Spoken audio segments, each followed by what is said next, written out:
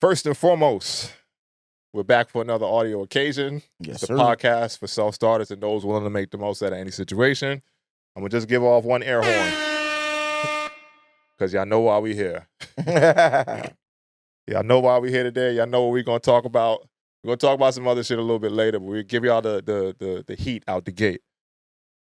So, for today's lead-in audio, which I didn't know until this was, scrolled across my timeline, we just keep it Kendrick. Lamar's album was intentionally set to 11/22, the same day John F. Kennedy was assassinated, to send a message. Kendrick Lamar is assassinating his opponents. The title to Kendrick Lamar's new album, GNX, is a multiple entendre. GNX or Gen X is paying homage to Generation X because it was a generation that came before Kendrick that influenced some of his social and cultural landscapes. He raps about the GNX is a 1987 Buick, one of the greatest American cars of all time.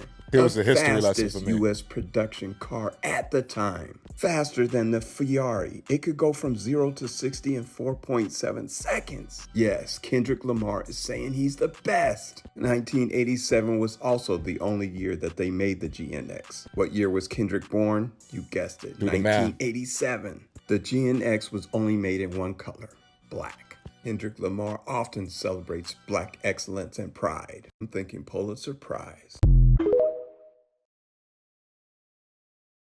Let that sink in on the way in. Let that sink in on the way in. Give a couple more air horns as we get this thing rolling. It's a good day, man. This weekend's been a real good weekend. I'm very happy about just the vibe, the energy we've had throughout the streets. But we gotta get to this thing, man. Let's do this, man. As always, as we get this thing going, we are back for another audio occasion. It's the EFS podcast, episode number 41.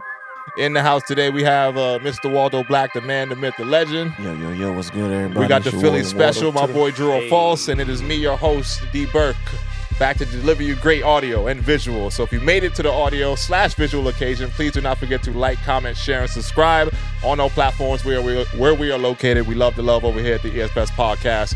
And as we kick this thing off today, we got more air horns in abundance. It is a victory lap. A victory lap. This guy. Round of applause for the gang. Why everybody so solid? No, you. I'm letting you rock. Where's your energy after this? This is your moment. Fade us out on the pre-music. Soak it up. Fade us out. Soak Fade us it out on the up. pre-music. I want you to have full and complete excitement and joy. I love this for you. You love this for me? Yeah, this is your moment. All right, thank you, man. I You got appreciate you. that. I feel like every Kendrick fan, if that's your GOAT, this is your time. Soak up the time, get it all in. This is probably the best time you're gonna have. I could get on my Shannon Sharp right now. Please. The GOAT. I was gonna say Wait. he's making the case for sure. If bro. that's your Well, GOAT, bah. What? I'm only saying your GOAT is because that's who you choose to be your greatest of all time. Everybody has a different choice, yeah, All right. right? Some people say Hov is still the GOAT. He hasn't released albums in I don't know how long. Bah. He can be the GOAT too. I'm just saying your GOAT because that's who you.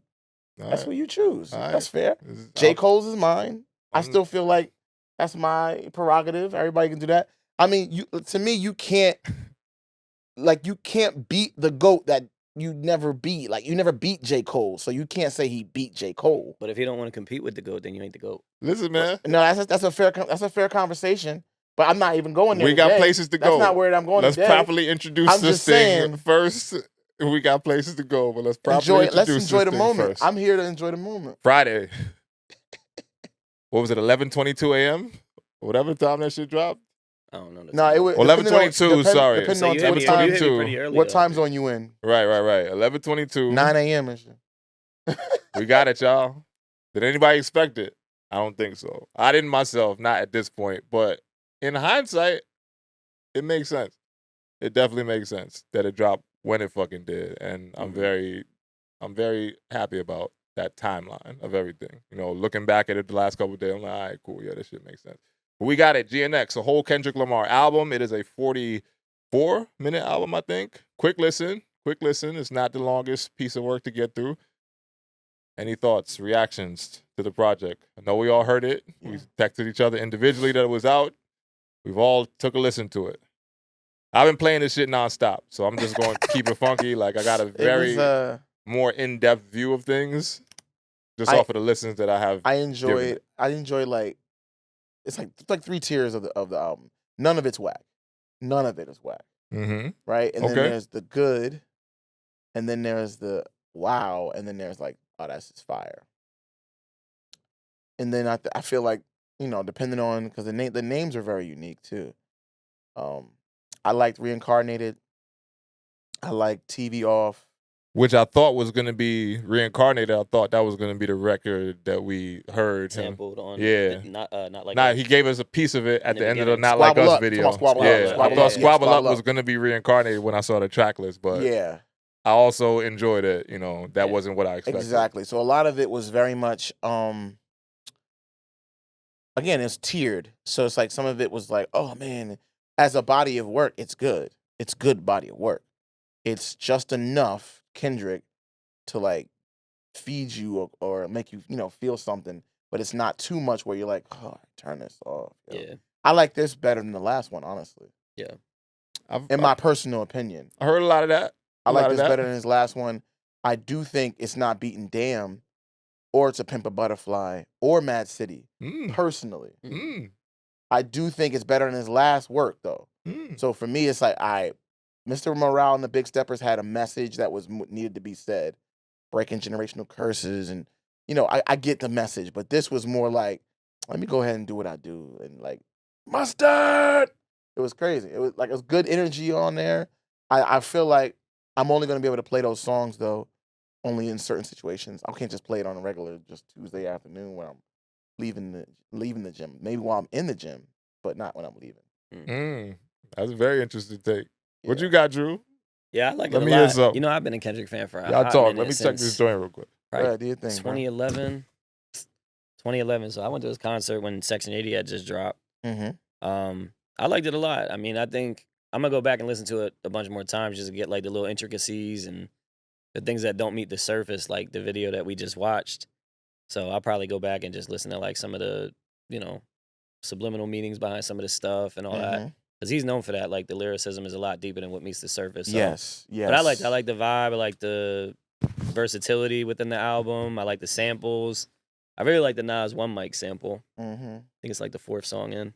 Yeah. I forget what it's called. I don't know the titles right now, but I really like it. Man a lot. at the Garden. Yeah, that's it. I like it a lot. That's a hard one too. Comparison to his other albums, it's too early for me to say, but Really? I don't know. I don't know. I still like his.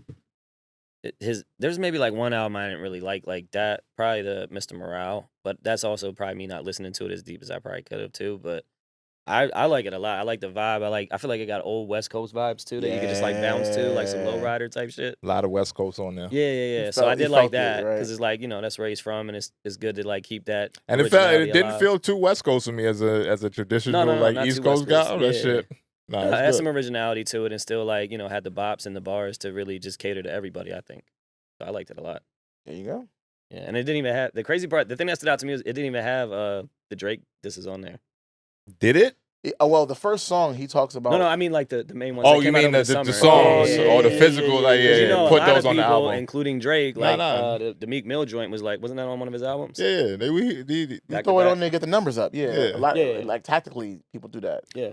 Well, he didn't need to, I guess, or just didn't want to. Fuck which all I that. think is cool. Why I'm putting that on the album? Right, Like, it shouldn't be because back in at the this day, point, it wasn't like I that. washed you already. I did my thing. Like, I don't even need that to be on my next piece of work because my shit is too like thought out now to even put that shit in the mix. Exactly. You know. Exactly. Do I think he was working on an album for some time now? Possibly. It don't really feel like that from what I heard though. Like I feel like this got done in the time frame from when. It's a couple Beast records started? on there. It's a couple records on there that I think was maybe a little bit older. Yeah, it sounded like at least. But I honestly think a lot of that shit. It feel like a lot of that shit got done this year.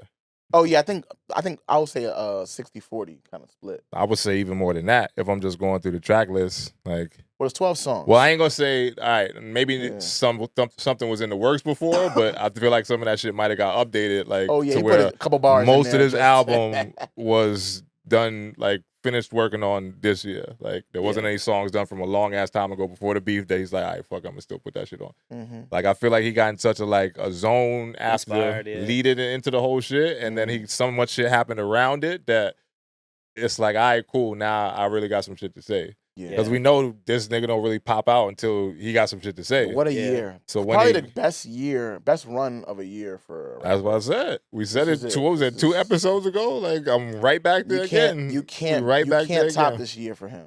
Yeah, and I was just talking about it too. And I was just like I know we were in it like during the summer, like watching it, but like we're gonna look back and like I still feel it already. I'm like, yeah, that was one of the best beats that I've seen in... it might be one of the best I've really seen for real. Historic. Like, we talking like both parties being competitive and like, obviously we know who won, but still, I felt like it was like really good like content, and it was really, it was like one of the few musical things in my generation that felt like it literally kind of separated people for a little bit in some aspects. That's fair. No doubt. I did enjoy that, and I still enjoy that now because I've been looking at all the Drake fans this weekend, and they still out here talking their shit. Yeah, like trying to step on the moment. Fuck y'all. At this point, fuck y'all. Like, it's undeniable at this point after the album. Exactly. And all the people out there like, oh, I don't really like his flow. I don't really like his delivery, whatever. Like, a lot of the shit y'all really, and I ain't gonna say that don't matter for some people. For certain people, they have to like the artist's delivery. And me, myself being one of them, but I don't really mind Kendrick's delivery, his cadence, the way he changes up his voice and all that shit. To me, it adds to the records the way he does it. You know what I'm saying? And a lot of people try that shit and really can't do that shit well to where I like it. But for me, for him to be as good at executing that shit the way he does, it's like I don't mind that shit at all. But it also goes over a lot of people's heads. And I realize that some people don't actually like to think when they listen to music. Like, which is one of the things that often... Like, I'm not saying that I don't enjoy the low vibration shit that everybody can just put on in the background and just enjoy it, et cetera, et cetera. Like, that's why Kendrick don't get as much love as he should for me. Because if you're actually listening to the music, the way he's going about it and what he's saying in the music, for me, that's where you lose a lot of people just because it don't connect with them. Because they don't want to think about this shit. Because if you really listen to those Which is why the last album went over so many people's head, not to cut you off, sorry. And that album got a lot of flack, a lot of smoke. I wouldn't say it was his best album, but I didn't mind. I would say it was a lot of records on the album, which I think was a detriment to, the feeling of the success of it and all that. But I did like a whole lot of that shit. Yeah. Me personally. But again, I'm a person that likes to think when I listen to music. In certain set situations, I can't say that I'm always like that every single day, but most of the times I'm riding, it's like, yo, let me put on some shit that I can really vibe to and actually have to listen if I'm on the way to work or if I'm on the way from here to there, or even if I'm in the gym sometimes. Like, to me, it's just, I like music that makes me, like, it takes me a different place, or just off of what you're saying, and not just like bop, bop, bop, club, all that shit. Yeah. Like, the fact that I had to listen to this album all weekend and I still feel like I'm getting so much more of it as I layer through it is the pleasing experience for me as a listener, Yeah. Because the first time I listened to it, I caught it late at night. I purposely, like I said with Waldo, like when he texted me, he was listening to this shit and I couldn't hear it. Like, because I was at work and I was running around, I'm doing shit. I'm like, nah, I ain't even gonna turn this shit on until I give it its proper due. Exactly. Go home, sit down, and just open up time to listen to the album. So, put my daughter to sleep. I turned that shit on the first time. I'm just vibing to it late at night, watching the game, the Dallas Mavs and the Mavs Nuggets game from the other night. So at that point, I'm like, all right, cool. Good album. But the next day when I listened to it again, I'm like, oh, I really got into the mode of the album after I heard everything once. Yeah. And it's like, you got to go back through it now. So the original shock of like, okay, this is what this beat sound like, et cetera, et cetera. Now I can get into the words a little bit more. That motherfucker is dancing all over the album. Like, yeah, I know. Dancing all over the album. Just the intro itself, which is why I feel like the whole shit was done this year alone, because he's talking about how he kind of feel after all this beef shit. The whole first record. You know what I'm saying? Like, just opening up for, all right, cool. Niggas want to hear what I got to say now, so here we go. You know what I'm saying? Yeah. Like, even the concept of the song, like, they whacked out his murals. Like, they did some shit to his shit out in L.A. So you're like, all right, this is my city now. It's like, all right, it was fuck Drake before. Now it's fuck all y'all. Like, Right. So even that energy to open things up was like, all right, bet. And then the whole rest of the album, he just showed he can do what all your favorite artists do, but more high level. Yeah. In a way that you kind of come into his world and kind of think about what the fuck is actually going on in the song. The first shit with SZA, the Luther shit, smash. Like that shit's gonna do numbers. The girls gonna love it. SZA's on there. She did her thing on the song. Like that song is a smash. The other one with SZA to close out the record, the Gloria shit at the end of it, smash too. Yeah. Like smash. And all throughout that shit, there was a few songs that I was like, I could have done without, possibly, but most of them shits, I'm just like, yo, this is the vibe. This is the vibe. One of them shits got a little too West Coasty for me. I think later in the album, maybe the Peekaboo joint, that might be the worst song on the album to me. Yeah. But outside of that, everything else was like either I could listen to that shit or fire once I got into it. Yeah. And he's dissing Drake all across that album too. Yeah, no, there's subtleties in it for sure. Like the whole Man at the Garden shit, I just posted it. If you listen to that shit as a Drake diss, it sounds completely different. And you put that in your context mentally. Yeah. If you listen to the last line of the song, it's like, tell me why you feel like you deserve the greatest of all time. Yeah. Like, so like that whole shit is like a conversation. To me, it's like he's standing face to face with Drake, like, nigga, like, this is why I deserve this shit. I want it Why all. the fuck you think you deserve this shit? Like, here's my track record, piece and piece, and this is what gives me the bravado to say, like, I deserve the crown. So now tell me what you done, why you feel like that. Right. And I'm gonna just cut the record off. And I didn't catch it the first time I listened to it, but then I'm like, oh, this shit might be like a subliminal Drake diss. The shit, Hey Now, diss Drake on that shit too. So he ain't off that shit. Like, he's still on it. Yeah. He's still on that shit. So I love it. Like, yeah, I love it. I ain't gonna say it's better than Damn. I'm not gonna put it in. Yeah, that's what I was gonna say. It was like, too many people jump at? out there too early for me with that shit. Like, I can't. I'm not ranking it until I gotta go back and listen to that shit in March from now when I see how the records hit then. We're gonna see what happens with the songs on the charts. He's top 12 on all songs on the joint are the top 12 on the charts from what I saw last night. Yeah. So how long they live, we gonna see. His timing. Can I just say his timing is impeccable. Facts. I'm gonna close out 2024. He's like Batman when it comes to the music world, right? Give him some prep time, he's demolishing these guys, right? So I definitely appreciate Kendrick, and I'm not, it's not lost on me. Like, he's making the honest case to, like, yo, if there's any doubt, he's deserving of being in that top position. Yeah. Right. Here's more evidence to prove the case. So I do appreciate his vigor. Yeah. You know what I mean? Yeah, he doesn't take any days off. And that, when it comes to any craft, like, I don't care if he's making my sandwiches, like at Wawa, like, please do it with He that gonna be the kind one of, to make shit with love. with love. You already know. Make it with love, man. And I can tell every time he puts songs on Wax, he's doing that. And that's what I think is to me the most enjoyable piece of the music. And I feel like the culture, like, there's few songs I think that really, like, are transcending of moments. And Kendrick has a boatload of those now. I think with Not Like Us, with All Right, with, like, I'm not gonna go to his whole discography, but there's moments got some where shit in the repertoire, man. Humble, like, there's certain songs that you just play. The Black Panther album. That was iconic when it came out. So it's just like he has these moments where I'm like, thank you, Kendrick, for taking your job seriously and putting your whole heart in it. Right. Even if you're not my GOAT, I respect the hell out of you. Listen, man. And I do see why people put you as their GOAT. And I thank you for every contribution that you've made. Listen, that's all I can say. I feel like Kendrick, he makes music for the people. I just feel like Drake makes music for, like, to, like, get money off of people.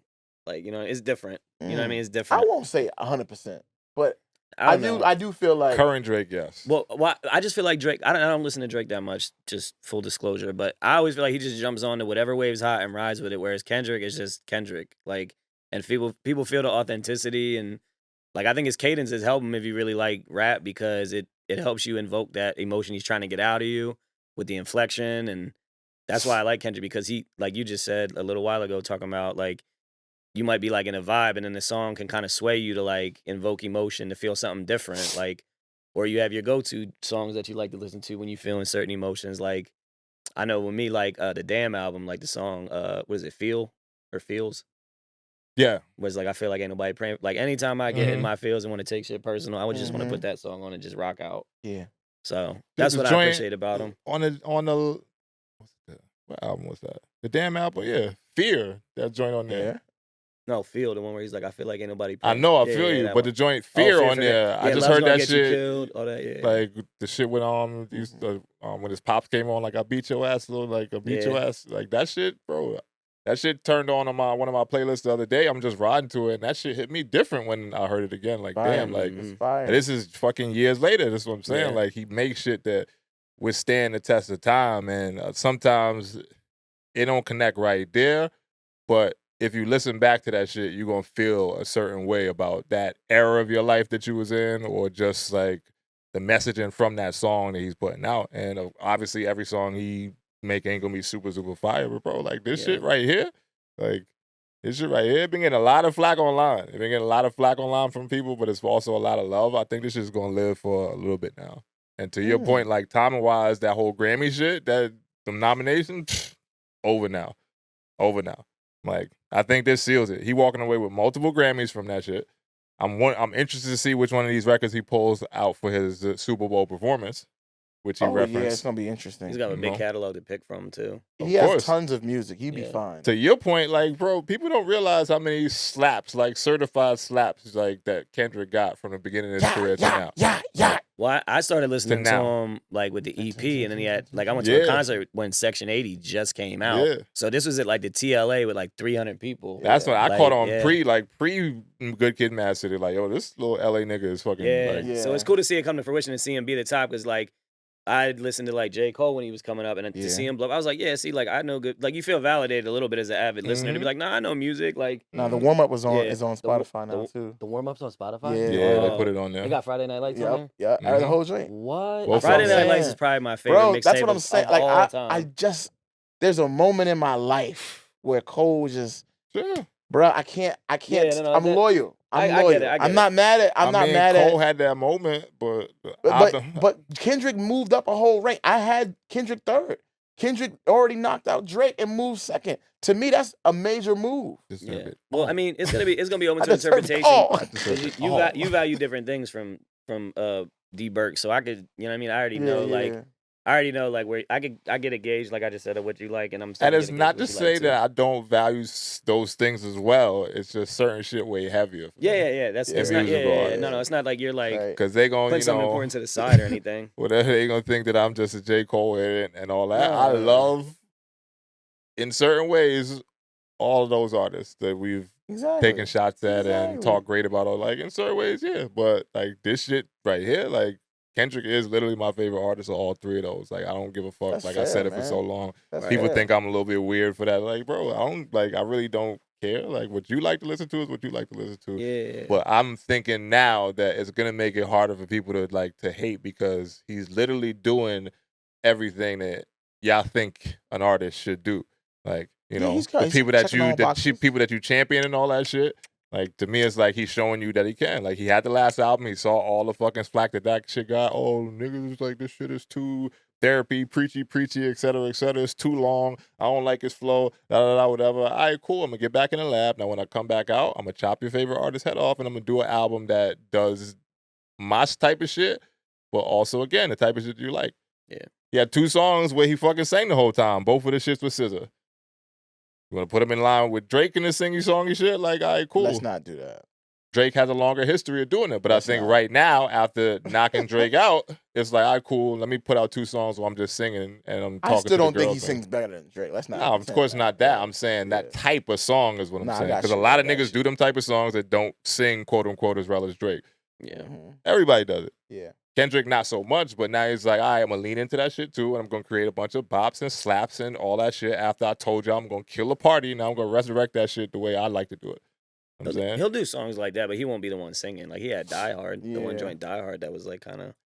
which was really good. Nah, no doubt. Not to say that he hasn't done it before, but I'm thinking like the way he's done that shit before, it wasn't really to connect to like that audience. That audience. Yeah, you know what I'm saying? Yeah. It's personal. Like the shit Luther is a slap. Like and he went and got everybody's favorite singer, top female R&B artist. She's part right of now, TDE, so he's of not course like hard to get her. Nah, it wasn't hard, but I also think that it was calculated. Like, all right, cool. Drake, you did songs with him, cool. Come do one with me now. Another one with me now, and then we gonna turn this shit up. Even though that Black Panther joint is fire though. All the Stars, Yeah. smash. I know. I always forget. Smash. I love All that the Stars. it Anytime came him on and at the end of Kendrick the get movie, on what anything, What was the the ones that he was like, Goosebumps. I am T'Challa. Remember in the Facts. beginning, and Oh, then it was yeah. like, it was just, it was him so in the future. versatile. Him in future when they did the. And the joint with him Yeah. and him in the Slap. weekend, who gonna pray for me? The shit on there, All X fire. with 2 Chainz on there. I think that's the name of that song. Yeah. Yeah. Yeah, All man. fire. But Like, again, we're talking about Kendrick. We're not saying. I don't think anybody ever said Kendrick was whack.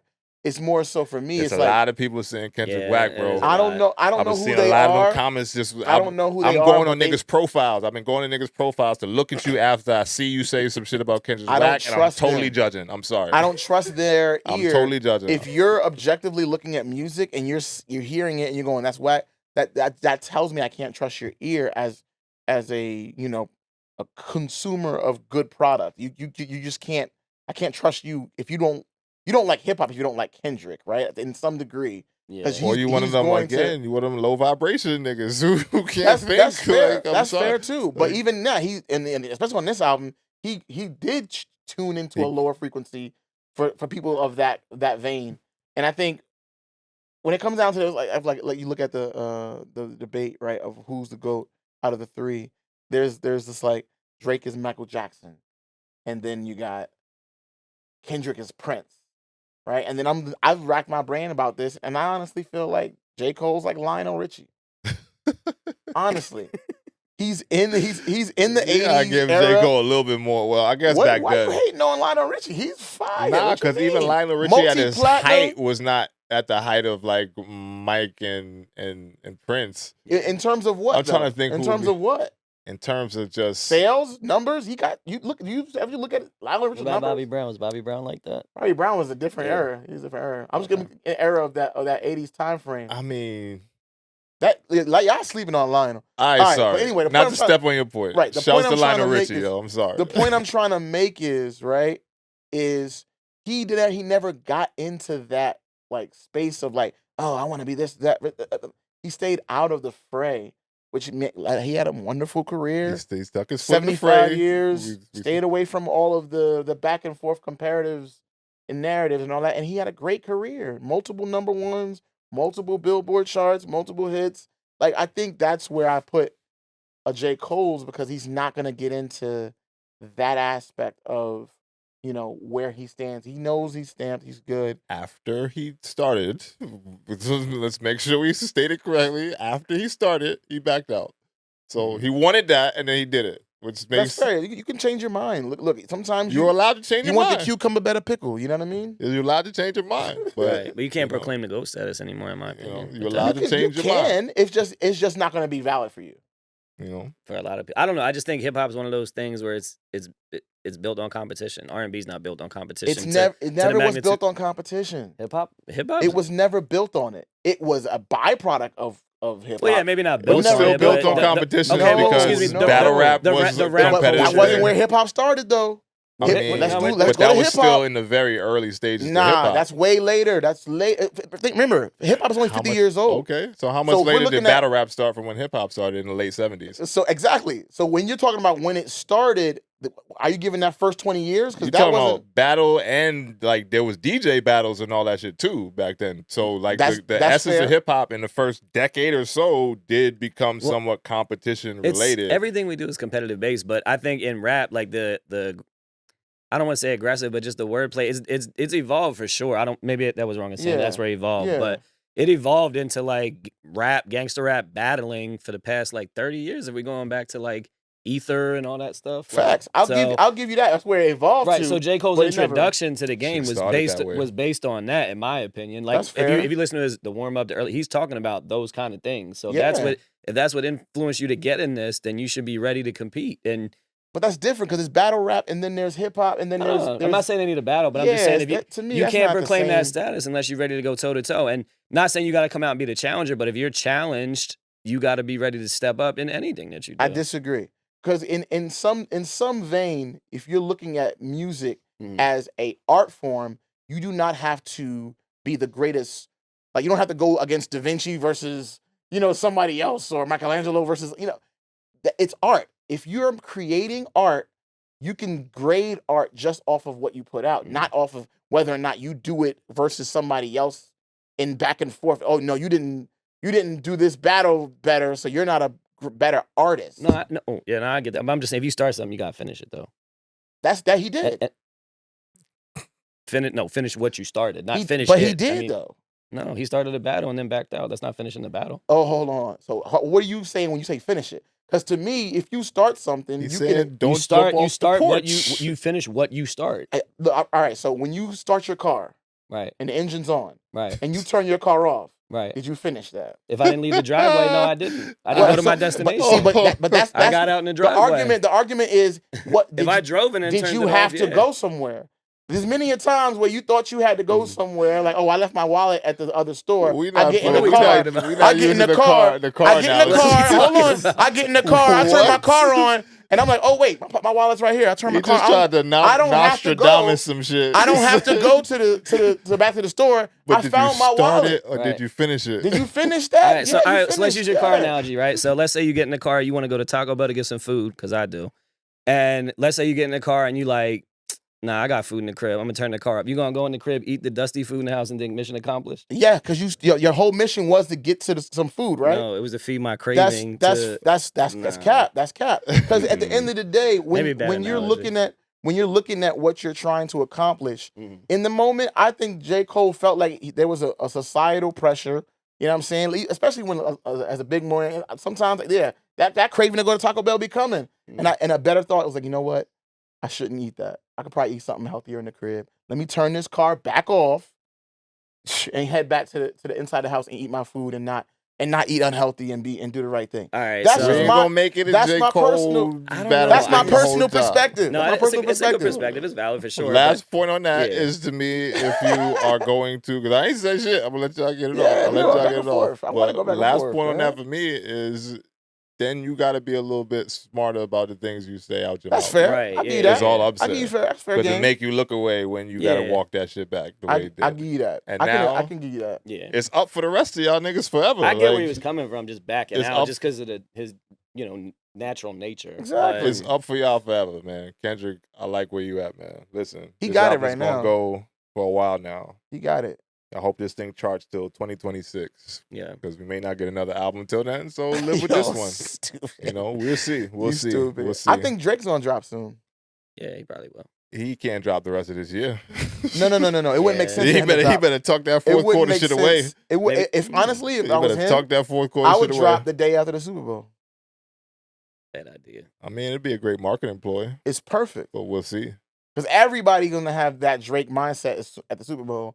I'll do a quick little joint, drop it right after the Super Bowl. Boom, new Drake. Everybody's gonna go check and see what he said. Everybody gonna check to see what he said because it's Drake. But in light of everything after the Super Bowl, it's going to be a moment. That's what I'm saying. Yeah. Tactically, I would be ready to say something. We're gonna see. Yeah. It ain't like Drake stopped making music for the rest of the year. So no, he did. We did hear from him in some ways, 3-packs and all that other shit. I think them shits ain't connect, and he got to tuck his tail for a little while longer. Tuck his tail. Listen, man, it's just Kendrick time. Sometimes you just gotta He's fine. Just like if you in the league, like fucking Dallas gotta sit there and live with the fucking sting of losing the championship last year to fucking Boston. Like, when it's somebody time, it's somebody time. You just gotta live with it. I mean, right now it's different because they back in competition, so the league is a little bit different now. But shit, it's like that nigga's the man right now. Like, yeah, he is definitely that nigga is the man right now. One with a bullet. Like the man right now. Whether you love the album, whether you hate the album, like you can't deny where he at right now as far as in everyone's conversation. So if you can't get down with the album, listen, you like what you like. I like what I like. That shit is a smash to me. I would say at least a good 9 out of 12 records are records that I would fuck with, and I'm good with that on a 12 record album. Like, 12. Quick listen too, like that shit. If you just sitting around doing shit, you're gonna hear that album twice. It's only, like I said, 44 minutes. So I'll be sitting around editing or some shit. I might listen to that shit 2 times in a row. Like that shit is a quick album and go full of slaps. So yeah, love the features, love the rapping on it. I'm still gonna collect shit from it mentally this week because I'm gonna keep playing it in a rotation with other shits that I'm playing now. There's some other dope shit out right now. That Corday album is kind of fire. I was gonna say Corday killing it. Corday album is cool. All Alone joint was Corday fire, album is too. cool. Yeah, On the check it out. grittier hip hop side, Lloyd Banks shit that he dropped around Halloween. Oh, really? I ain't listened to Fire. Lloyd I Banks. didn't even know drop one. That's nice. Yeah, I'm going to check Lloyd that Banks out later shit. on. Great Yeah. album. There's enough Great space for everybody to lyricist. coexist, man. Yeah, there's other shit. I know. I love seeing Benny all dropped the album recently with 38 Special. That's fire. Yeah. My boy Dave East dropped the album. Just did one with A-Rap music. That Ooh. shit's fire production wise. A-Rap is on some different shit completely than what he like. Back in Not the day completely, shit. but like it's not so boom bappy. But a lot of samples. I'm good excited production to on hear that some of album these too. other albums, too, because No doubt. Tyler dropped, too. I haven't heard his I joint heard fully about yet. his, too. I heard his is really good. They said it's good. I haven't made it to it yet. I heard I'll 2 be songs. honest. They I sound haven't made fire. it to. I did hear a couple songs off of it, but Mhm. I haven't made it to the whole project. But Yeah. everybody else got to. I'm glad y'all got y'all shit out the way before this. You know, I'm glad y'all did. It's like, yo. Everybody just make room on the runway and just plan your shit out for second quarter of 2025.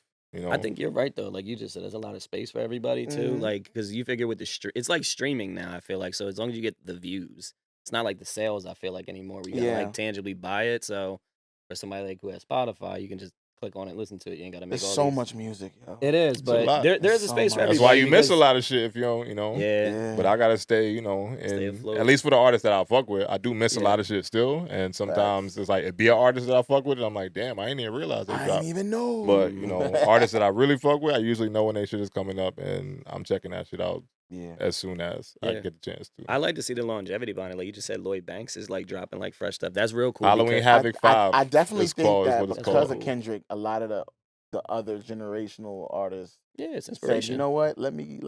Maybe I can keep going. I mean, You know no what I'm doubt. saying? In Lloyd Banks' case, not so much because he been putting out music. Like he drops Yeah, he damn hasn't really near stopped every too year. much, but Like, it's just it's hard to keep like up he with. drops something pretty much every year or every other year, and he's Does he been doing really? that shit. But for- even hell like yeah. Dre, Wow. like Dre and Snoop Oh, yeah. coming back and putting stuff. Yeah. I feel like that's a that year, byproduct. I think of that might be like Kendrick. Dre and Snoop album might be a byproduct of like, oh, Kendrick gassing up the West Coast, like it's go Yeah. time. Let's go Yeah. time. Like shit. Yeah. So But I two of like the I like OGs. seeing the like people from our day like still freestyling because I've been seeing like a lot of videos of people just like Mace did a couple and just ripped it, Mhm. and Cam, Yeah. you know, Cam always does Still his talent, too. still So it's cool to talent. see that still. Method Man and all them. Yeah, Yeah, I like Redman just put Method out some Man. shit the other day. Redman I seen too? Redman too? Yeah. Hell yeah. Not an Yeah. album, but like Oh, a okay. freestyle was on Freestyle. Instagram. Was They on all his page. still got it too. They do. They They do all got still it. got That's a it. fact.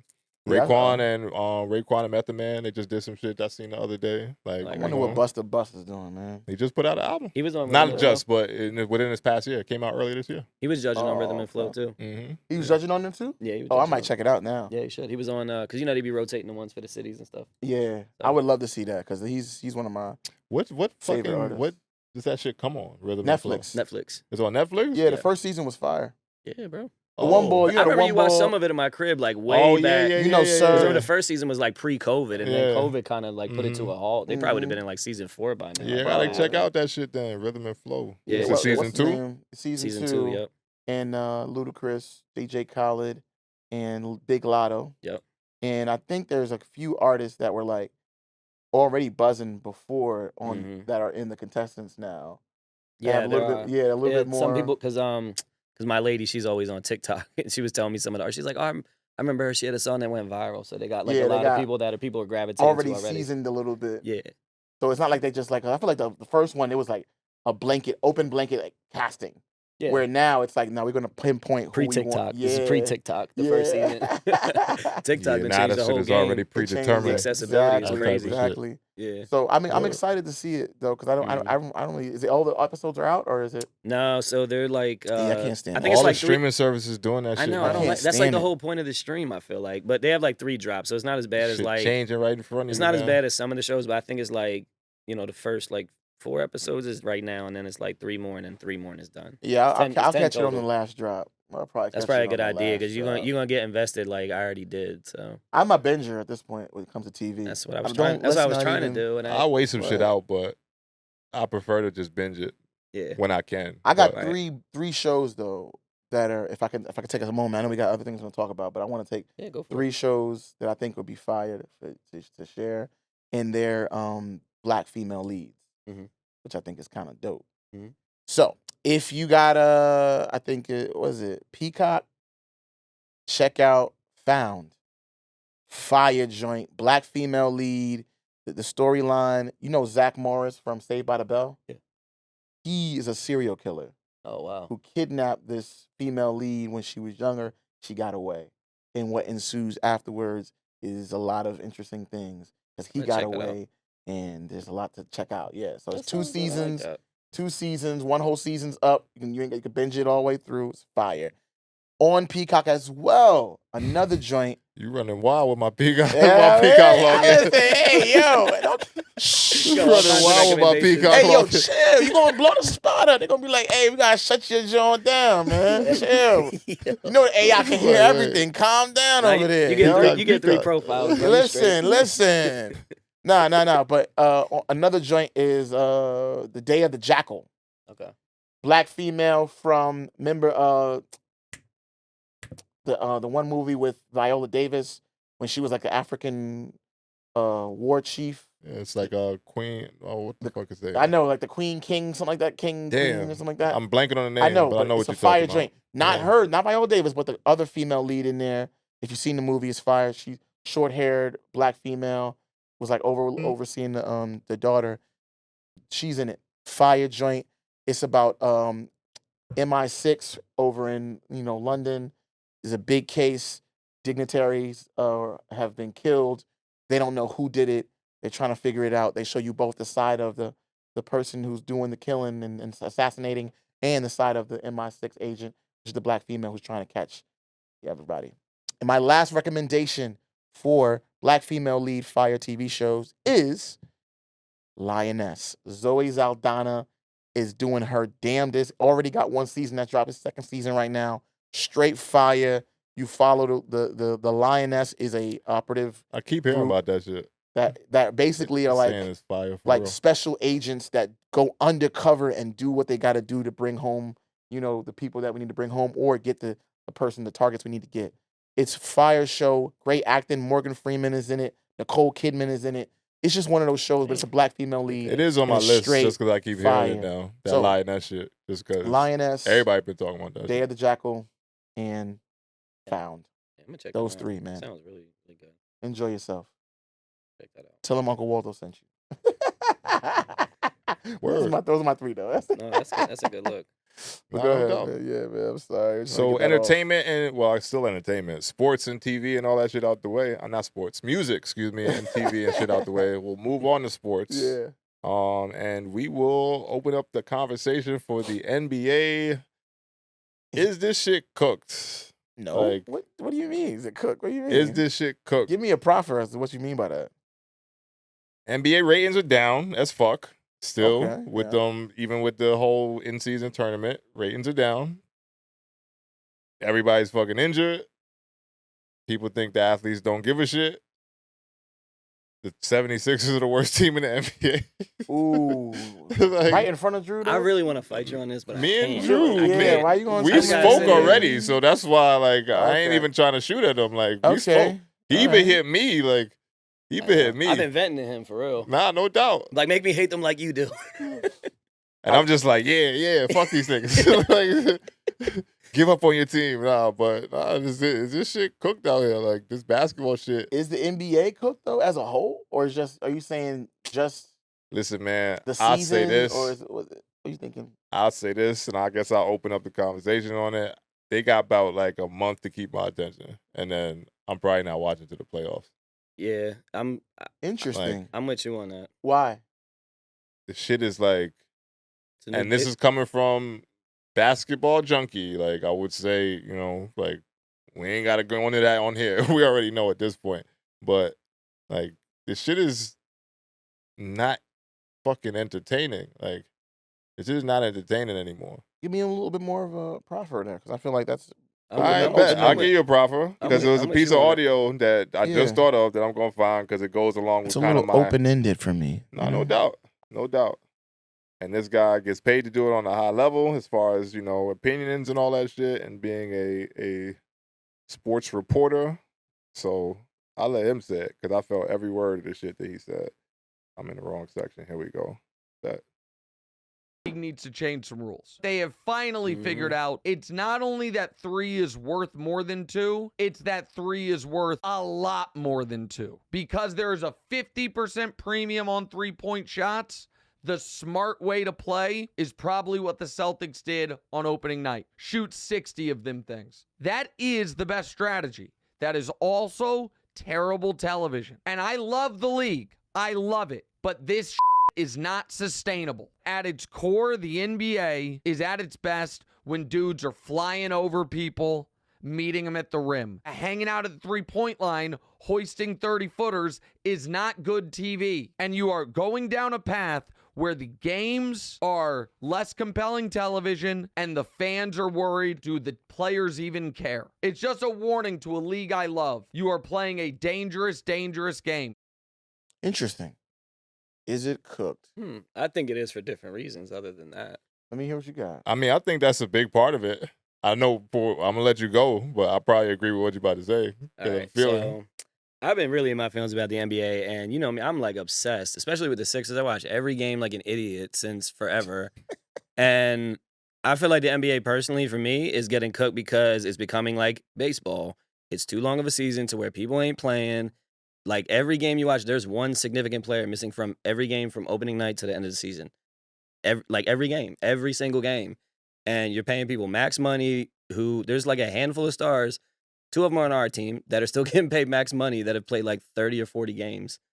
Some for injury, some because of this management stuff. Like it's nonsense. And like I feel like it's a variety of things. And this is like me without thinking anything all the way. But I feel like even the G League to some degree is like you got too many people to pick from now on the team to where before back in the day, bro, you'd have games where people are you have 8 players and it's embarrassing to where you're like, nah, bro, you got to suit up. Now it's like we'll just go to the G League and pick from like one of the 30, and it might even be more than 30 because I feel like even like the Sixers, you could pick from the Blue Coats, but I feel like there's other teams that can pick from like multiple G League teams. You see people getting these, like I don't know, I don't know what it is that's attributing to it, but there's like just a lot of bitch assness for people not playing. And I'm sick of watching it because, like, this is like a star-driven league, and if they're not playing, what am I watching for? Like, I watch for names personally. Yeah. You know, if it's not my team, I'm watching for the name because I like that player. I don't give a shit about the style of play like that as a fan. Like, if I watch the NBA for different reasons than I watch like college and all that stuff. Oh, I'm not breaking down stuff watching the NBA game as much as I am with college. No doubt. I feel you. And for me, it's like what you just said. It is a bitch ass league right now. It is. Like, I'm so over it, and I hate to like sound like a hater and all these other shit. And like, oh nigga, you ain't played the NBA, you don't know like played in the NBA, didn't play in the NBA, watched the NBA and never touched a basketball in their life. Played a little bit of basketball and then quit in high school. Played a little bit of basketball, made it to a D1 university, and then stopped after that. Watching bitch ass shit is still gonna be watching bitch ass shit. Like, and that's all I'm really seeing right now with this whole NBA thing. It's like fucking annoying, and just being a person who loves the game of basketball, it's hard to get behind some of this shit just because, like, what the fuck are y'all talking about? Like, started off the season with that bitch ass shit Joel Embiid said, I'm not playing back-to-back games. Like, I'm sorry, and I hate to sound like a personal attack on dude, but I don't really, like, fuck with Joel Embiid at this point.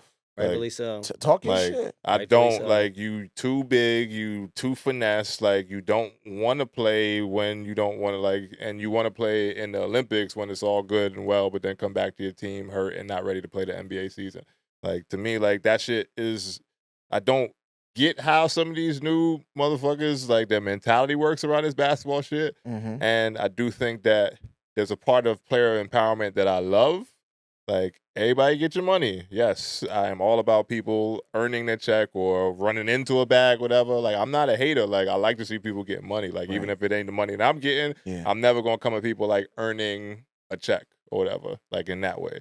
But for me, the mentality that comes along with it now is, like, it just kind of is tainting a lot of the game that I fucking grew up falling in love with. Like, a lot of these dudes, again, they sitting out and they dictating when they want to play. And shouts to KG because he was talking about that shit even more on his podcast, the joint with him and Paul Pierce, saying, bro, like, you tell the trainer when you want to sit out. Like, you ain't coming with no coach over your head like, yo, like, no, well, we don't think. No, I'm going in there, I'm suiting up, I'm playing. Put me on the lineup. Like, that type of shit. Yeah, do something about it. You know? So that mentality is gone, and I understand protection of players as far as injuries and everything goes is a thing now. But these dudes, they so pampered and spoiled and babied that the shit just feels like the the treatment that they, I don't know, man. I don't even know how to word that shit like correctly, just because that shit kind of make me emotional because it's a game that I fucking love. But like a lot of these dudes is like bitch made, like as far as like what's inside of their like character, you know. Like some of it to me, I just can't get down with, and it's been like that forever. Like there's always been players with that kind of mentality, but I now feel like that shit gets so championed just because of where society is at, kind of soft in general, that it's like we can't be touched. Like don't say anything bad about us. Even that whole shit that's now with the whole the players, and it goes along with LeBron too, your boy. Like what happened? The shit where he not taking a social media break because he's like, oh, it's too negative out here. Where Kevin Durant's agent put out that statement saying like, oh, sports media coverage is so negative of the NBA players. Basketball and sports should be unifying, and all we put out is negative clickbait and all that other shit. Like, bro, so what? Like, interesting. So what?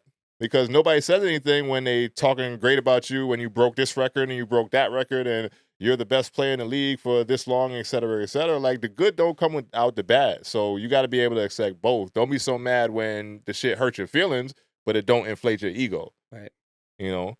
So now I got to take a social media break. Peace out, y'all. I'm not coming back. Like, bro, anybody who announces that they're taking a break from social media to me is doing that shit for fucking attention. So you might as well stay on social media. Just dip out. Like, just fucking stop. Put the phone down. I don't have to tell you I'm taking a break. Let them be like, oh, well, LeBron hasn't tweeted in blah, blah, blah, whatever. The analytics say when he tweets at this rate, he drops 30 points. Like, let them figure that shit out, bro. Right. You ain't got to announce that you're taking a social media break. Why? Because the sports media's coverage is so negative. Like, I don't think that that's completely true. I don't. Like, there's a lot of negative shit get put out, but y'all also be doing some fucking bullshit. Like, why does your young superstar, budding superstar, have to call out your MVP caliber player for showing up late to everything? Yeah. We're talking about Tyree? I'm talking about, Maxey. Maxey, yeah. Like, it's negative, but we're going to talk about that shit because this is what's coming out. Like, why is that the case? Like, why are you this level of player and you fucking late to everything? Yeah, and then his response is, like, whoever leaked that's a bitch or something. And I'm like, how about you don't, I want to find a snitch. How about you don't do it and you don't have to worry about it again? And a lot of people are making the Iverson comparison. Oh, that he showed up every game. I don't give a fuck about practice, whatever, bro. And mind you, he was going through some real life shit at that time too. Facts. And he showed the fuck up every game. Every game. It wasn't we lost. AI was supposed to do his thing. He ain't do it. No, that never happened. That's still happened with Joel Embiid. He's at games where when he does play in big moments, he don't show up. So you don't show up, you're not available, you cap like I'm gonna do whatever it takes to win for this city. You burn your knee out and then playing some shit that really didn't even concern you, in my opinion. But I get it. But don't cap like you doing everything possible to win for us. That's where I'm annoyed at. Like, don't say something like that and then back out on it and expect us to still support your stupid ass. Like, I'm not doing that. Like, the shit is it's nasty for me. And the 3-point shit to me, like that with the shit that Nick was talking about, like, I agree with that shit too. I don't like the style of basketball that's played. It's like fucking there's no tactical, it's just you're not even running shit. It's just pick and rolls and threes, and you just putting the ball in your superstar's hands. And I do respect the skill of the superstar. Yeah. Sure. I like to see some of that shit because those players are talented and they're a big draw for a reason. Right. But the way the whole game is played, like how they getting into their sets and just everybody's running the same kind of shit and just doing the same kind of thing, which is pitch it, shoot it. If you can't shoot it, drive a kick. And when the shit gets in the late shot clock, fuck it. We're going to put that shit back in so-and-so's hand and see if they can get us a bucket. Yeah. Like, it's a lot of ISO ball. The play calling is not really creative nowadays. Certain teams, yes, I do like what certain teams run. I love what the Nuggets run, their system that they run around Jokic. The Warriors is always going to have a good system, you know, when they really start to draw some shit up. Like, but in general, the flow of the game is just the same kind of shit. Like, and again, it's like the analytics and the data and all that shit driving the game. It just takes a lot of the human, like, fun and component of the athlete in the realm of sport, you know? Yeah. You know, this is like crazy because to me, and I forget who the fuck said it the other day, they was talking about how like the way players set up for shots on the court like is different. Like, so say if you, and this is kind of basketball brain, whatever, like if you catching that ball and the shit gets swung to you on the wing and you want to shoot a 3, which is the first shot you're looking for anyway, and the person closes out hard on you, and then you take that first 1 or 2 dribbles to get past them, and then you have an open mid-range shot, players are now thinking that this is a bad shot. Like, if it's just not, I'm getting all the way downhill towards the rim, which a big might be down in the contest you, and you might not have a good opportunity there. Like, people are passing up the mid-range shot just because this isn't it. Like, the Celtics shot 60 fucking threes. Like, Yeah. Like, to me, that shit is just not the wave. Like, I like me. Well, I mean, yeah, the NBA. and I is don't steering mind that the way, threes. I don't mind the threes in the right situation. But like, whoever said it was a Shaq or Chuck, one of the motherfuckers said every team is not built like that. Like, Yeah, they're and you not. can't build every team with Steph Curry's and Klay Thompson's. What they did for the game, it was completely different at that era, and not to be duplicated by everybody. Right. I'm curious as to what you think, EFS family. Leave a comment down below. They think it's cooked too, I think. Like, No, I'm just trying to because I think I love everything that you're saying, what the problem is, but I'm a solutions-based guy. So what are the ways we improve it? refer back to episode whatever it was when I said put JJ's Redick rule in and take the defensive 3-second call out of the game. Oh, okay. So that makes people have to try to get to the basket, but when they by byproduct shoot more threes because of that, then Not necessarily. The Okay. mid-range shot becomes that much more important. Interesting. Because if they're going to close out on the threes and you can't get so many open lanes downhill towards the basket, you have to look at the mid-range game, which is why I said episodes ago as well, that's why the mid-range can never die. Because in late game situations, that's probably going to be a little bit more of what you're looking at because every basket at that point matters. People like, are shooting from logo though. No, it's like it's sure. You said if you remove the defensive 3 seconds. If you remove the defensive 3-second rule, I don't know. bigs can sit in the paint. But that's not the only impact it's gonna have, though. What else? What about like somebody like Wemby just standing there, like it's gonna be crazy. No doubt. just like just waiting? No doubt. I think of you ever seen the movie? Robin That's what Williams happens called overseas. Jack, where he's like Jack. where he's like a grown man, but he's like a little kid. And he's on the playground. Yeah, he's like, just stand here, and he's just like. And I remember I was like, dang, you can't do that in the NBA because of 3 seconds. But This is what happens overseas. that's why, like, if you do that, Taco Fall's gonna get signed right away. Facts. But no, I do miss what you're saying because I feel like they're trying to like make like the 5 positions universal to some degree. And I miss like that bumping and brawling down in the post and stuff. I miss And even that shit too. Like, I hate the fact that bigs ain't bigs no more. Like, I know I don't like it either because it I annoys miss me. that. I It mean, annoys me. sometimes it got the games were too slow. I remember watching some of the older games, and it just was like a grueling. Everybody was missing.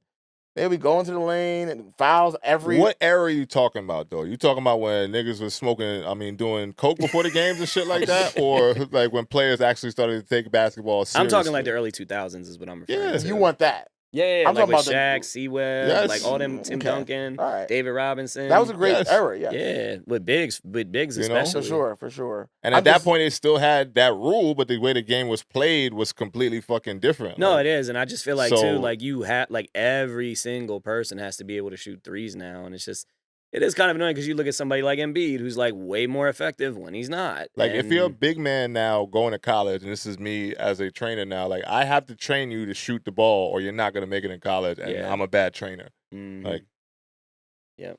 colleges ain't looking for bigs who can't do other things than just be a big now. Yeah, you got. And it's not to say that I don't respect versatility, but to me, there's a little bit of like, bro, you mad big. Your advantage is around the paint at the basket. But you still Like, shoot the but- 3 too, though. Yeah, but, Sure, but I'm a tweener. Like, yeah, but a lot of I college was coaches, never overpowering as a big, and I was never like the fastest like athlete or like best ball handler. I wasn't none of that shit. I was an in between player that was good at a bunch of different things. I could shoot the ball, I could pass the ball, I could post up, and I could also work off the dribble depending on who's guarding me. Mm-hmm. Which to me is like, that was the beauty of the game for me. It's like, okay, I can affect the game different ways, but I don't have to be dribble, and every time I get a fucking shot outside of the person's hip, I'm just pull up for a 3 or some shit like that. I shot a lot of threes in my career, but there would be no game. I think my most 3 points I ever shot in one game was like 7. And I felt like, damn, like, how the fuck am I shooting the ball so much out here? Like, Well, yeah, because when you were coming up, it was post work. You know? Everything was 1 or 2 dribbles for you. I'm sure that's not the case anymore. like, get that shit off efficiently, you Yeah. know? And they talking about people who's skilled and not skilled and more skilled now and all the other shit. Like, there was a great breakdown from a trainer Mr. Basketball 101. I'm forgetting his name or not, but he's a famous trainer on Instagram and all that shit. He was breaking down like what the actual word skilled means. Mm-hmm. Like the word skilled has, and I forget the exact definition. You can look it up if you want. I can go, but in the definition there is a component of efficiency in the word skill, like the definition of the word skill, like being able to do blah blah blah blah blah whatever, but also High efficiently. level, but efficient. Yeah. So for me, it's efficient to take 3 dribbles and get my shot off versus 8. Mm-hmm. Just because I got that bag. Right. I don't need it. I can get to my spot with, I can see this, I jab this way, I'm going to shift your body, and then I'm going to attack, and then I can get there. So my game was predicated on minimal bullshit to get to the same fucking outcome, which is put the ball in the basket. Like, yeah.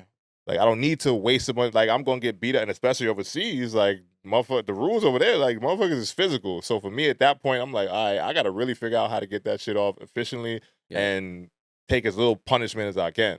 Yeah. I'm grinding my body down in practice all week because these motherfuckers over here don't practice. All they do is play a bunch of games. Not to say that their season isn't longer, so I do understand that. But, like, it was a grind over there to where I need to preserve myself in certain situations when I'm playing on the court. And even the players that I grew up idolizing, the grooves I grew up looking at, they had the same mentality. Yeah. Like Melo, same shit. Melo ain't gonna take a whole bunch of dribbles to get to his shit. Jab, jab. If you're playing off me, I'm pulling up. Yep. Kobe gets a lot of flack for taking a lot of shots, but Kobe would get into every shot that he got with precision just because I'm not trying to overdo it to get to the same thing. Yeah, no wasted movement. Like, that's how Joe Johnson was too. Facts.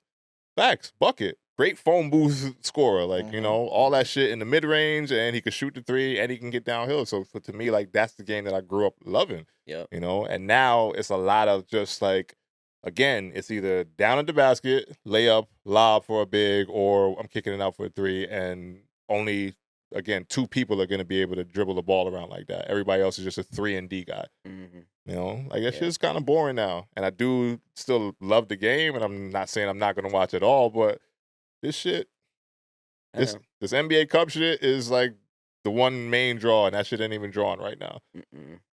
What if we reduce the amount of games? I don't want that either. I don't know. I don't want that either. I just think some people, because people in the other era did that shit with less than the players have now to do that shit. That's why I get tight about it, because it's like advanced recovery, medicine, all that other shit was not the same way back then. But these motherfuckers strapped it up and played the same game to go out there and win the support of fans and put on for their team, their city, and all that shit. And that was just the mentality. Now, I do think the game is a faster game, so that changes the way that people are played. But again, slow the fucking game down a little bit and stop running the shit to where we just shoot threes all the time and it's up and down, and then wonder why everybody getting fucking injured. Yeah. My only That's a good take, point. and I think this is always going to be my take when it comes to this is business. Yeah. It's not personal, it's business. Yeah. And when the bottom line start getting hurt. So exactly. So when I'm looking at, when you like in grand totality, what do we want for the future of the NBA?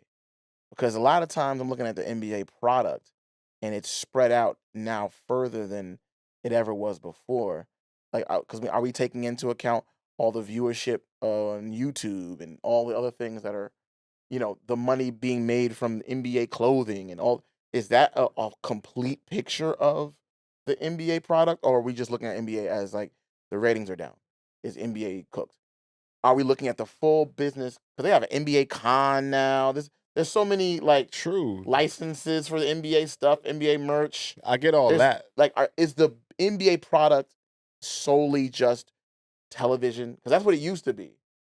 And now I think we've molded it into something different. But it is, though. It's still the athletes that are on television. Like, no, I'm not saying it's not. Or the athletes that come in to fill the seats in the game. Like, the business is based off of the product, the brand of the NBA. I think the brand is down right now in the eyes of the consumer. So I don't know if that's 100% true. I don't know if that's 100%. All I'm saying is that without looking only from the TV ratings as the only metric, that would be the case. That's a big sign. If we look at across the board, I think that the NBA is very much popular and more popular than it probably has ever been. True, but you can only say that because players have more reach now than they did before. Yes. Yeah. So maybe the NBA ratings may not be down, but Ja Morant's shoe is still going to sell a lot in stores. I mean, so that's what I'm saying. But Player empowerment. versus talking about he was getting ready to considering retiring because he wants to go do a podcast. Who's that?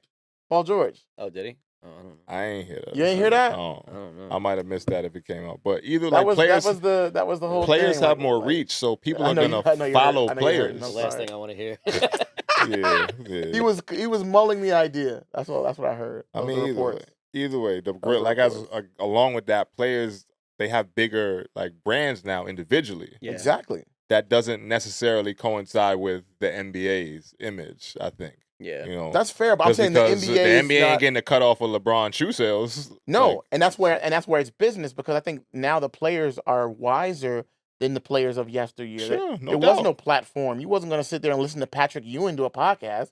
Like, you know what I mean? Like, there wasn't even a fathom for That's that, a for fact. that lane. And with all that, still has to come like I'm a big person and a big like advocate of keep the main thing the main thing. Like, Yeah. like you have to also like understand who you are and stick to the code a little bit too. Like, you know, like I understand you can do a lot of things now and you can have a brand that is transcendent of basketball. We have basketball players who have production companies and all other shit. I support that, but to me, the main thing is still the main thing, which is hoop, you know.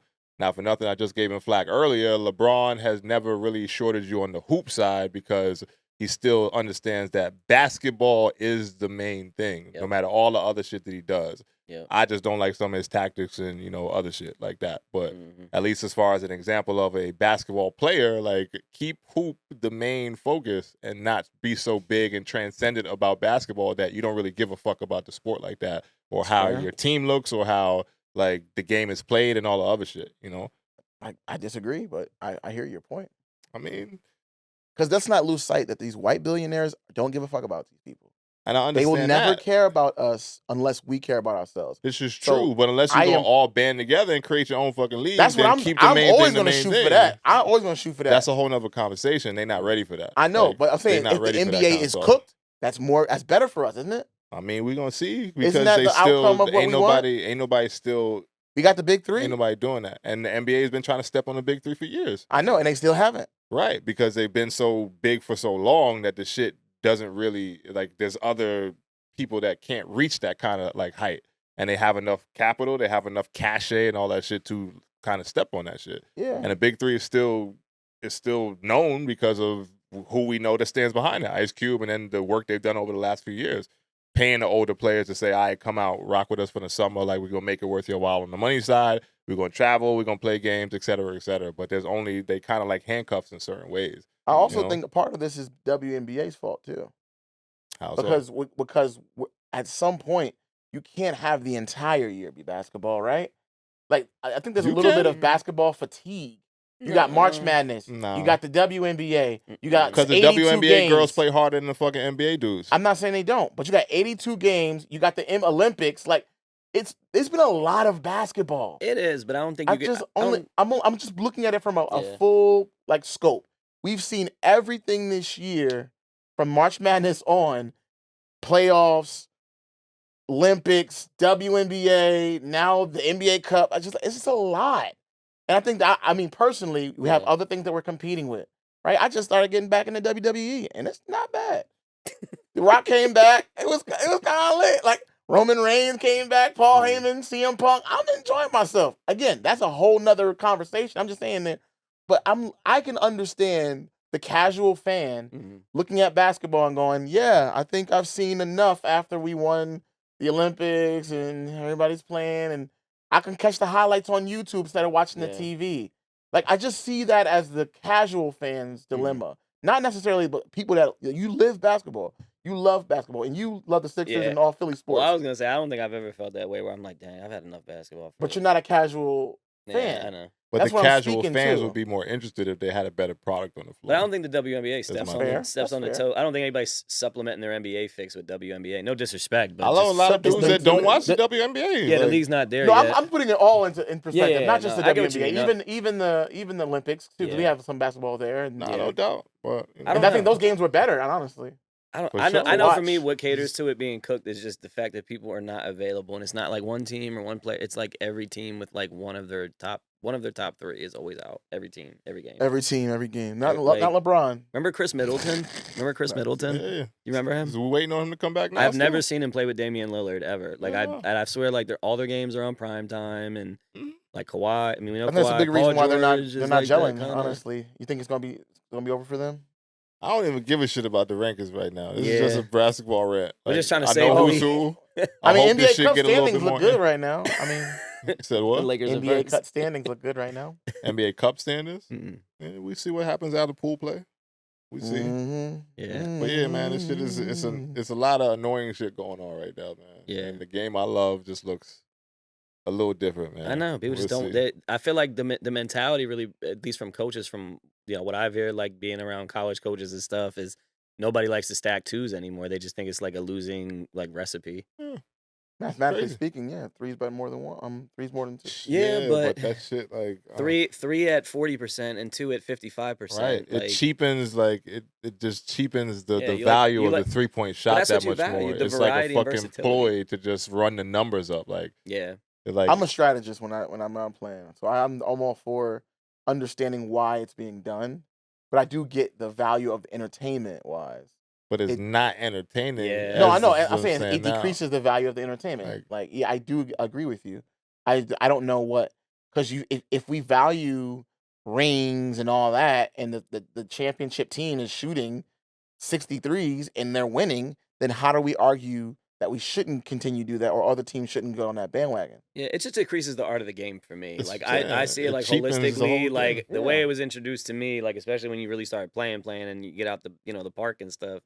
Like the art of it is really beautiful at its peak. Like people used to knock the Spurs all the time for being, but watching them play Bro, it was and the a- Nuggets, it was beautiful to watch. It was like, a it's just point not when like that anymore. threes were technically bad shots. Bad shots, like especially if you logo shots, bro. You used to threes get pulled were out the bad game. shots. You get Yeah, pulled I out the game for a remember. logo shot. Bad shots. Like The game changes. You it used does, to be able to do the but hook shot. It can't. You Used to can be- still do the hook You can shot still if you do let it. a nigga who's tall enough to do the hook shot do the hook shot. They used to Rather than putting them on the fucking they wing used to do and the waiting hacker for shack, like, right? They used to do the why hacker can't shack. It was Wemby corny. dominate the league with a hook shot right now? He could. When Like- things happen, and we could. got to be okay with the He'd probably be change. like looking down.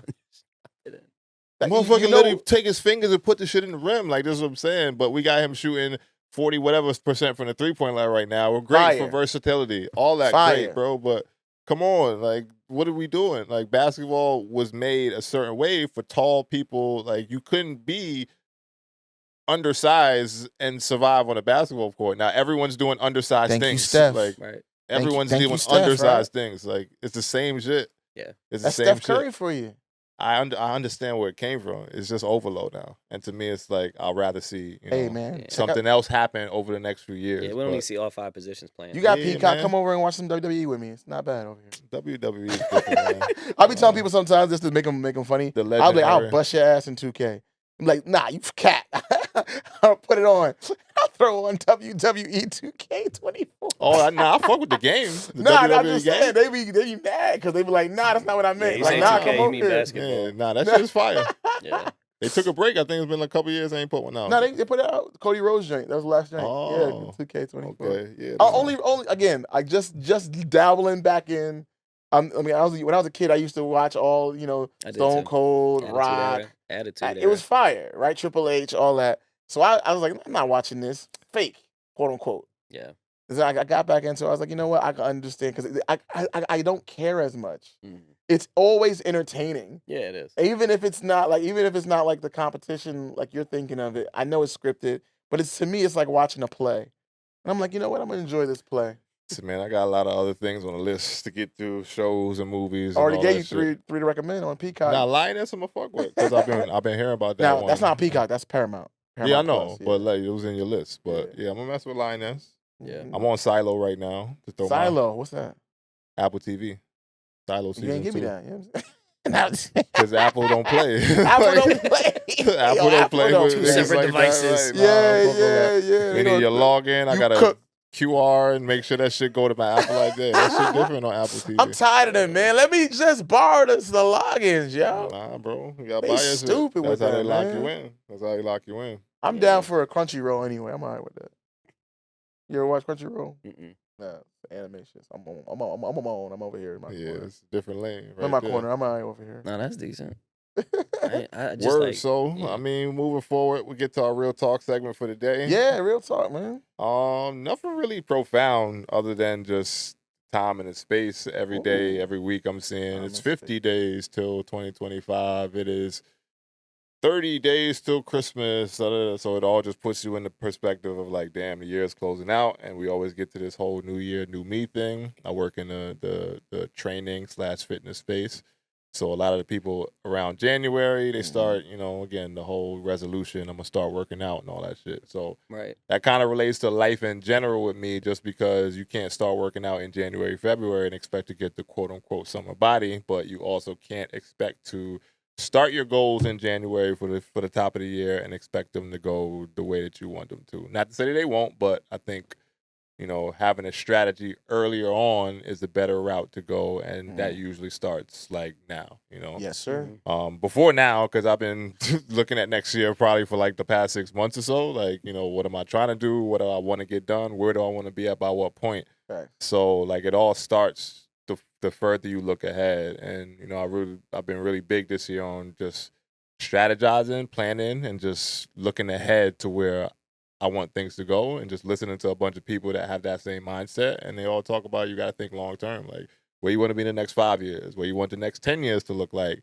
So what are you doing on a micro level to work towards that goal? Because a lot of the successful people that I follow, and a lot of the ones that I see, they said you got to set your goals backwards, in a sense. Like, look 10 years down the line, here's where I want to be. Now, by 5 years, where should I be at that's getting me towards that point? By 2 years from now, like, where should I be at that's going to get me to that point? So you start to like work backwards in that way. So you can start to take the bigger goals and put in little micro, like mini goals leading up to that thing, So I would say right now I'm on like a 5-year plan. 10 years is still, I'm new at this, so I ain't trying to get too big for my britches just yet. Right. But looking ahead, like, it's all literally like planning, and the next year or so for myself, what I want to happen and what I want to see, it does start from, it ain't just January, just like the people that work out. Like, I related to the same kind of thing. So my real talk just comes off of just literally, like, it's time to start now, y'all, and even with the whole space that everybody's in with society and all that shit, like, I know I've said this year has been uncomfortable in the sense of like trying new things to put myself out there. Like, we talked about that shit, but I do believe 2025 will be the year of the hustler, just because you're probably going to get left behind in some sense if you're not like thinking about things the right way and doing things the right way and putting the extra effort into whatever your goals are to reach them. So, 2024 is a year of change, year of truth, if you want to talk Cat William, but things have been that mindset now. But going forward in 2025, like, you got to hustle. So, right now, from my message to y'all, like, start thinking about it. And if you haven't started just yet, you're already behind the ball, but, you really got to get your mind on that right path to progressing, and how you're going to make that happen over the next year or so is big. So stay locked in, man. If you want to go buy lethal shooters, whatever, stay locked. Oh, now his new shit is different. I understand it now. I understand it now. I like that. I think he's corny, but I like him. He's funny as hell. Why do you think he's corny? Because that's a whole nother. I'm Okay, gonna sound like a hater, and I'm sorry. You opened up a can. I just wanted to follow down that path. If it's okay with you, if not, sometimes I say shit, then I'm like, this is going out, so I gotta. Just the guys hanging. Right. Sometimes I start shooting. You think you can beat him 1-on-1? 1-on-1 right now? Nah, you shoot the ball too well. He is shooting the ball crazy, isn't he? Yeah. I don't. That depends. Post game. That depends. Well, I think that it's hard to say. They're uncontested, bro. It's way that's different. That's what I was gonna say. That's why I said it depends. It's way different. Percentages go. I've been back on my plyo, so I think I'm developing my fast twitches. Okay. Defense, right? I'm gonna hit him up. Call you out. Yeah, I don't think he moved that well, honestly.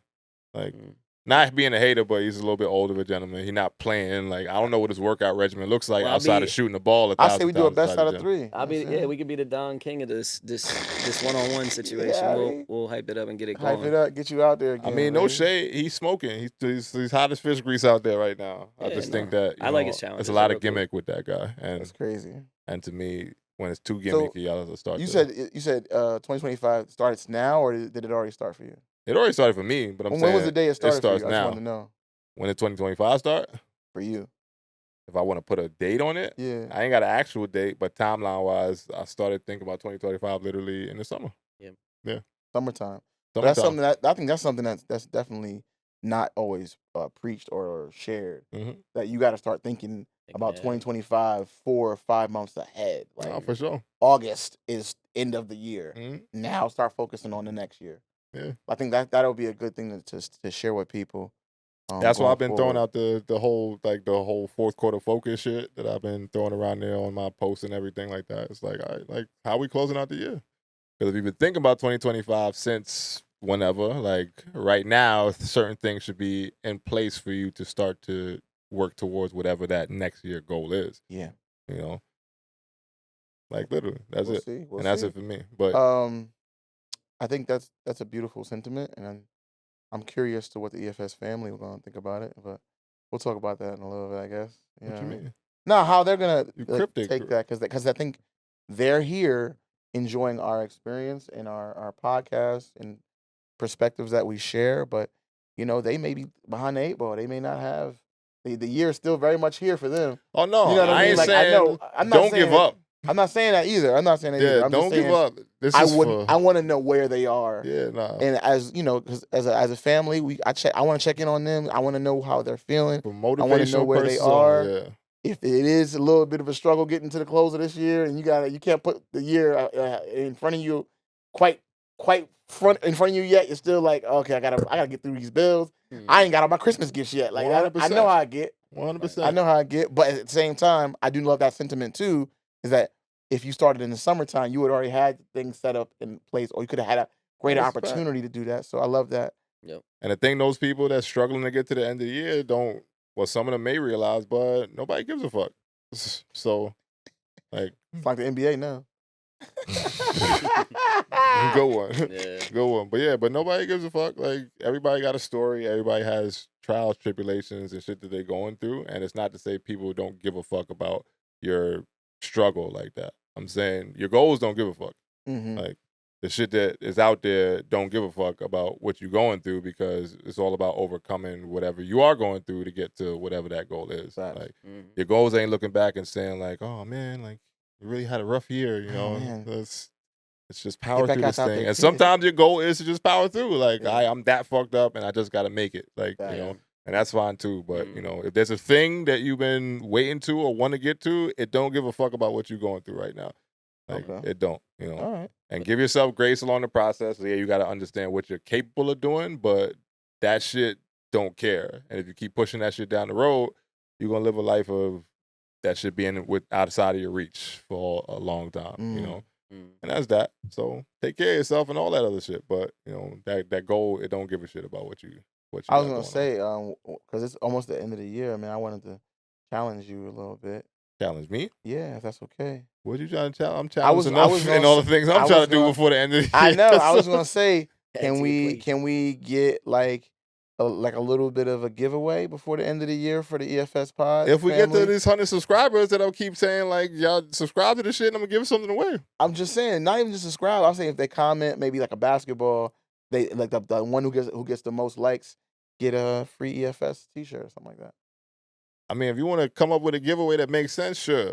My thing is, when we get to 100 subscribers, I'm giving something away. Like 100 subscribers to get a giveaway. What I gotta do? Just be there. We'll figure out how we roll it, but like 100 subscribers on YouTube. I'm talking about that. I know the numbers now that you got to hit to start getting things monetized, and we far off. We're ways off. Listen, but never, stress small, humble beginnings, and I'm all about that. So I ain't getting, down the road, but we got to get to 100 first. I'm trying to get mine either way, so I got my brand. I got you, man. I got you. I'm not mad. I'm just saying I got my brand. You had stuff printed up in like, you got a bunch of stuff. You got a box of things. I know. I walked out of there with everything in my hand because it's just like I need these couple things, and I'm gonna just throw them on and just see how I feel and what I like about it. Looks good though. I don't want to give it something. I saw the last one. I saw this one. It looked good. Yeah, nah. And this is just and basic. You did a promo video too. What you mean? You had a shirt on using your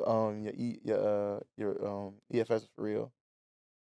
Yeah, look good. I'm tired of them. I'm working. I'm looking to get some shit off the ground. That's all. But I can't put no shit out there until I feel good about it first. So I feel good about it. That's why I'm excited. Yeah, That's why I'm like, get me mine. It's fine. Let me get one. When the time comes, we gonna roll. But it's going to have it'll be a specific thing that's tied to it. All right. And I teased it before, so I'll like by the time this is out, it will probably have it announced and all that shit. But the nonprofit is on the way. Like, Ooh-wee. so Let's get it. the clothes, the merchandise will be tied to the nonprofit as far as helping to grow funding for one of the things that I want to do. That's awesome. So, because I can sell shirts to sell shirts, which is cool and all that other shit, but I do like, using that initiative to get people to understand that your purchase is going towards this, and that's what we are supporting. That's beautiful. And it's all under the EFS umbrella. But for me, like, I do want it to be in that way because I think it'll be a little bit doper and more meaningful. Right.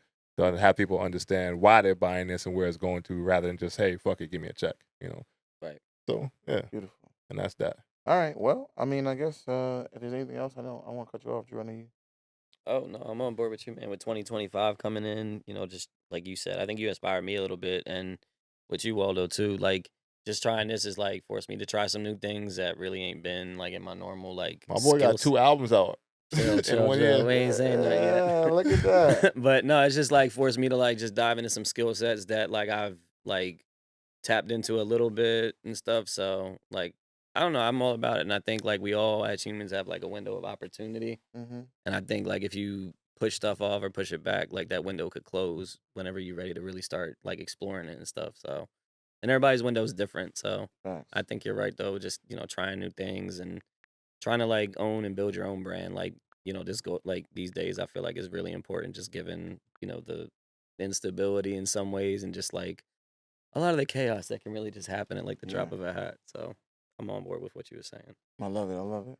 Facts. Well, on that note, let me get ready to, finesse this quote because it's on me today. It's quote time, brother. Quote time, Give it to quoties. us. You got If you ready, Queen Here we go, Christine here just we go. walked in, y'all.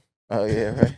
no round of Shout out applause. to Christine one time for the one time. She can't hear Are it. you ready? I can't round of applause. She ain't gonna hear it. You might not make it to the top, but if you're doing what you love, there is much more happiness there than being rich or famous. Want to run it back one time? For sure. You might not make it to the top, but if you're doing what you love, there is much more happiness there than being rich or famous. Tony Hawk. Ooh, Tony Hawk on That's the Tony That's Hawk. what I'm saying. That's what I'm Hey. saying. Like when I pull a quote, I pull a quote. You Ooh, feel me? went deep into Tony the Hawk archives. can't say that shit. Why can't he? Because he got rich and famous too. Like, so. But he But did it doing by what he's doing what he passionate, loves. yeah. That's what he's saying. That's been my Like, mission the whole time. That's what he's saying. Like he didn't go out there trying to make money. He got out there doing what he loved. And That's a fact, but I It's a want to do what I byproduct. love and make the money too. Shouts to Tony Hawk and all that shit. yeah, I'm saying, but I think what he's saying is the happiness isn't in the money. The happiness is in doing what you love. That's I what get all yeah, that. yeah, It's yeah. a sense of fulfillment and Yeah, that's what he's saying. accomplishment. I feel I you. think I'm sorry to step Yeah, on your yeah, quote. yeah. I ain't mean like that. It's like, wait, this motherfucker got the money? well, no, I mean, I'm sure he got a lot of. yeah, with accomplishment, you want money to come along. of but course, that's not of like course. I don't know. Yeah, about the it's a journey, not the byproduct of destination. happiness, man. Because I've spent time on this podcast, and we ain't got all the money in the world, but I have some amazing times with y'all. Just Oh, no chopping it doubt. up. It's very Yeah, cathartic, most very definitely. therapeutic. I ain't gonna be You that know what I mean? person. Yeah, I respect all that. but we definitely want it back. Let's bring the bag Oh, too. listen, Yeah. I was talking to somebody. Like we'll talk about it off pod. Nah, Bring the bag too. I was talking about it a little bit like a promo or Off maybe mic? do All right, off mic. off Right. pod, Off though. mic. Yeah, we're gonna talk that. But That's thank a you, good quote, EFS though. family. Thank you. Word. Quote. So as we bid you adieu, EFS podcast episode number 41 is out of here, but we will give you the guidance to stay safe in this crazy world and always Yes. guard yourself mentally, physically, spiritually, and all things in between. And if you made it this far into the audio/visual, please don't forget to like, comment, share, and subscribe. Love the love Yes. over here at the EFS podcast. But for now, peace. Episode number 41 out. Bitch. Okay, just like a randomly yelling at him. That was my Kendrick. That was my Kendrick on the way. Mustard. Yeah, bitch.